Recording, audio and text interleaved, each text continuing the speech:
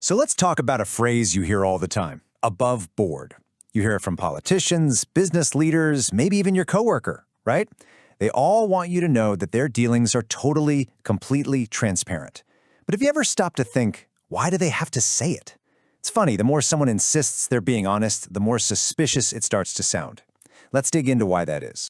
Insisting you're above board is a lot like putting up a sign like this one. I mean, it's supposed to be reassuring, but all it really does is make you look around and wonder, wait, were there rats here to begin with? By shouting about your own honesty, you accidentally make people wonder why it was ever in question in the first place. Right. So that's the big question here, isn't it? When you hear this phrase, should you feel relieved or should your guard go up just a little bit? Well, to figure that out, we've got to look at the very strange psychology behind the performance of honesty. And this all leads to this really fascinating idea, the transparency paradox. Basically, the harder someone tries to prove they have nothing to hide, the more we start to suspect they might be hiding something. It's that classic case of the lady doth protest too much, you know? Just think about it for a second. It's the exact same reason the phrase, trust me, can be such a huge red flag. Real trust doesn't need an announcement. By shining a spotlight on their own integrity, a person accidentally points out the one thing we probably weren't even questioning, at least not until they brought it up. All right, so if this phrase is so weird today, where on earth did it come from? Well, its origins are actually surprisingly literal, and they take us back to a world of high-stakes gambling, where showing your hands wasn't just good manners, it was a matter of survival. So you got to picture this. Back in the 17th century, above board was a literal command at the card table. To prove you weren't hiding cards up your sleeve, you had to keep your hands physically above the board, the table, the entire time. It was a simple physical signal that, hey, you were playing fair. Now, there are some fun but totally fake origin stories floating around. I mean, you can almost picture that ship inspector on the right yelling above board because the deck was well made.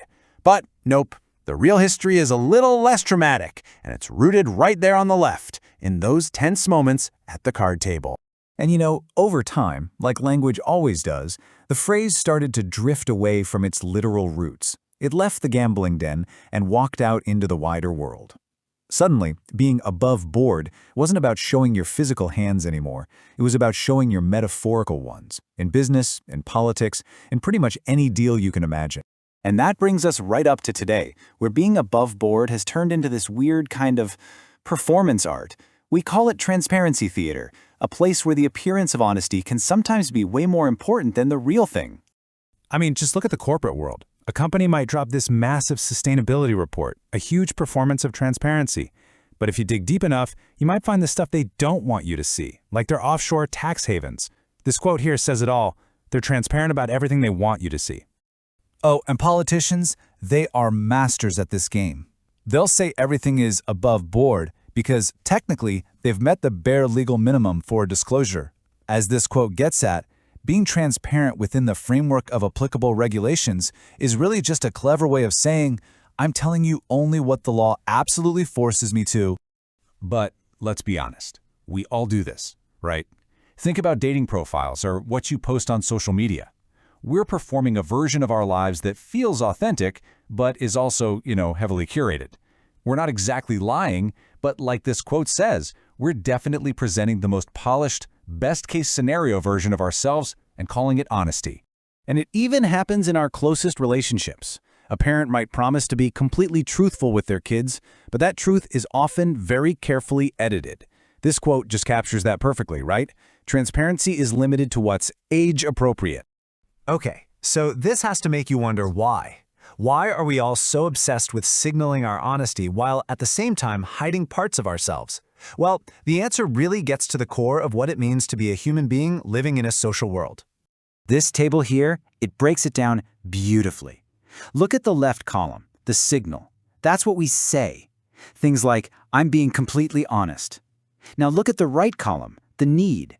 That's what we're actually protecting. So when we say everything is above board, what we're often really protecting is our own privacy and sense of control. And here's the really important part. This isn't always about being malicious or trying to trick people. A lot of the time, it's just a defense mechanism.